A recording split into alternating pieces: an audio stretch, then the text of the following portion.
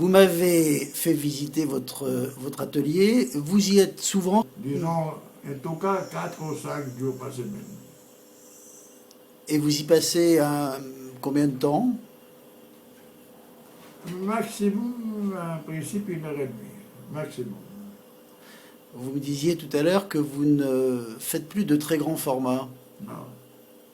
Non, parce que j'ai des rhumatismes, j'ai des courbatures. Alors, s'il faut, disons, avancer beaucoup les bras pour faire un détail là-bas, en haut du descente, ça devient pénible du point de vue physique. Et alors, bon, je préfère ne pas que ce soit une, disons, souffrance physique de faire des dessiner. Ça va être un plaisir. Y a-t-il une ou des techniques que vous privilégiez? N'importe quelle technique, pourvu que je puisse travailler rapide. Je regarde du mot attendre, le mot patience. Ce sont des mots qu'il faudrait faire avanir du dictionnaire. Vous travaillez par série, me disiez-vous. Oui. Qu'est-ce qui pose les limites de la série? Bon, non, oui, plutôt, c'est un peu contradictoire. Des choses ou bien que j'aime. Par exemple, s'il y a des séries concernant le tennis, c'est par exemple il y a quelques années le triomphe de Sampras, qui était mon idole, disons, dans le domaine du tennis, ou bien, au contraire, je ne dirais pas la haine, mais un sentiment de révolte, comme par exemple la guerre d'Irak. Quand il y a des choses que je considère des injustices, quand Israël tape sur la gueule, pour ainsi dire, excusez-moi du terme, des Palestiniens, ça me soulève. Et si ça sert à l'inverse, c'est la même chose. Hein.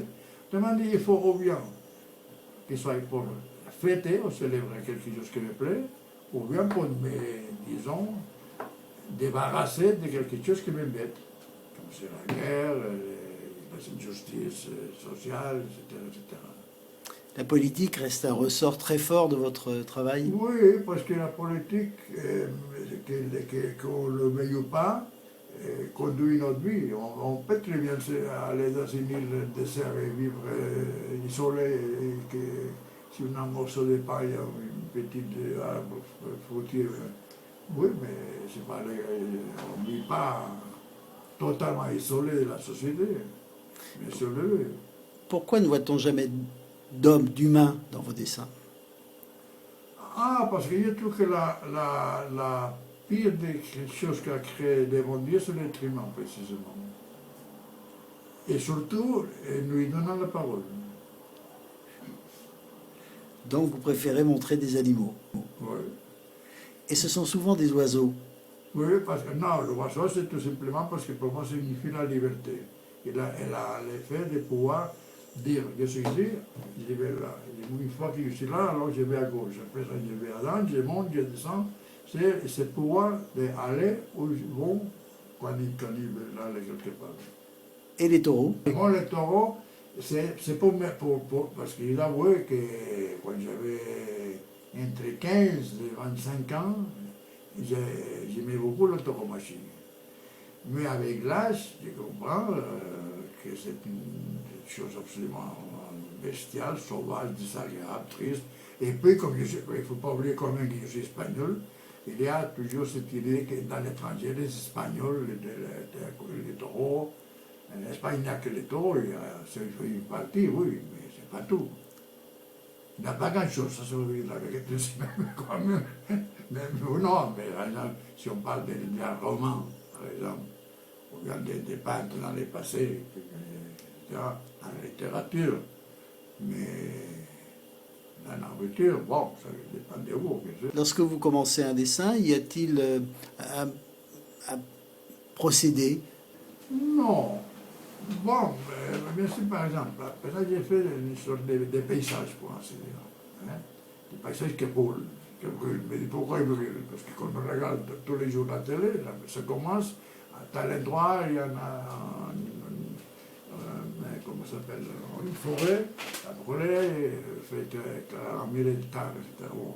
Alors on a toujours cette image du feu rouge, et puis le noir de la fumée.